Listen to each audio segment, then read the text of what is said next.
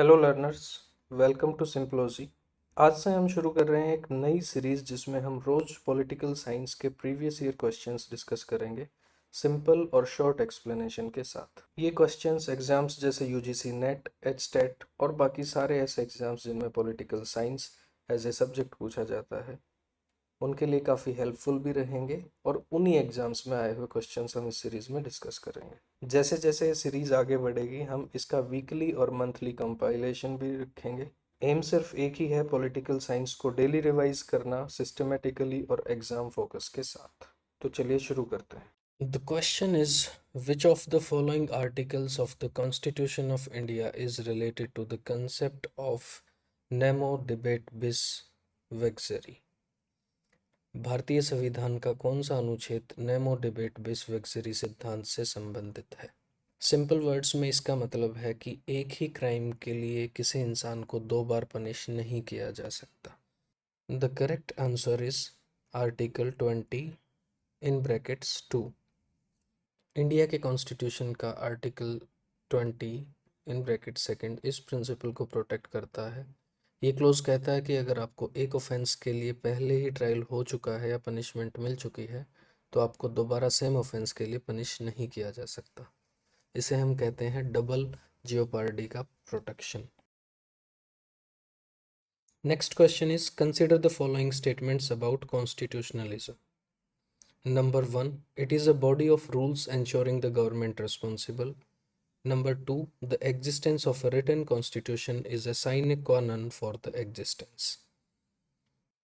अगर इन स्टेटमेंट्स को समझें तो कॉन्स्टिट्यूशन का मतलब है कि गवर्नमेंट को अकाउंटेबल और लिमिटेड रखना ताकि वो सिटीजन के राइट्स का रिस्पेक्ट करे और अब्यूज ऑफ पावर ना हो। जो पहली स्टेटमेंट बात करती है वो यही है कि it is a body of rules ensuring the government responsible.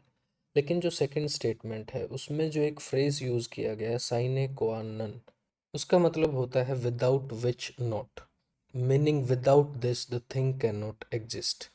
अब गवर्नमेंट को अकाउंटेबल और रिस्पॉन्सिबल रखने के लिए कॉन्स्टिट्यूशन तो ज़रूरी है, लेकिन ऐसा ज़रूरी नहीं है कि कॉन्स्टिट्यूशन जो है वो रिटन हो। सो इससे हमारा आंसर हो जाएगा only statement 1 is correct. Next question is how many meetings of the national integration council have taken so far. राष्ट्रीय एकता परिषद की अब तक कितनी बैठकें हो चुकी हैं? इसका सही आंसर होगा 16। एनआईसी एक हाई लेवल एडवाइजरी बॉडी है जिसका काम है कम्युनिज्म, कास्टिज्म, रीजनलिज्म जैसे इश्यूज को मॉनिटर करना और नेशनल यूनिटी को प्रमोट करना। इसका चेयरपर्सन होता है प्राइम मिनिस्टर ऑफ इंडिया और मेंबर्स में cabinet ministers, chief ministers, political parties के लीडर्स और eminent persons from civil society. So NIC को सेटअप किया गया था 1961 में आफ्टर 1961 कम्युनल राइट्स और अब तक इसकी टोटल 16 मीटिंग हो चुकी हैं, जबकि लेटेस्ट मीटिंग जो इसकी हुई थी वो 2022 के अंदर हुई थी। साथ ही इसके साथ नोट करने की एक और बात है, ये कोई लेजिस्लेटिव बॉडी नहीं है, इसका नेचर सिर्फ एडवाइजरी है। जो इसके द्वारा दिए गए रिकमेंडेशंस होते हैं वो गवर्नमेंट को एक्शन लेने में हेल्प करते हैं to maintain national unity and social harmony. So it works like a guardian of national integration and unity.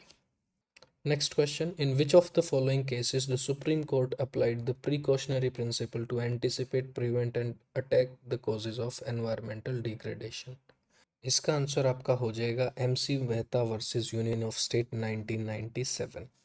अब जो प्रिकॉशनरी प्रिंसिपल है इसका सिंपल सा मतलब है कि अगर एनवायरमेंटल डैमेज का रिस्क है तो पूरी सर्टेनिटी का वेट ना करो, प्रिवेंट और कंट्रोल करने के मेजर्स तुरंत लो। सुप्रीम कोर्ट ने MC Mehta versus union of India case 1997 में इस प्रिंसिपल को अप्लाई किया। ये केस ताजमहल के अराउंड सराउंडिंग एरियाज को लेके इंडस्ट्रियल पोल्यूशन के रिगार्डिंग था।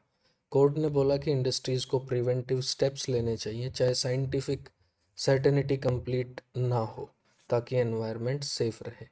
Next question, who among the following sought to distinguish civil society from the state based on concept of universal egoism and universal altruism?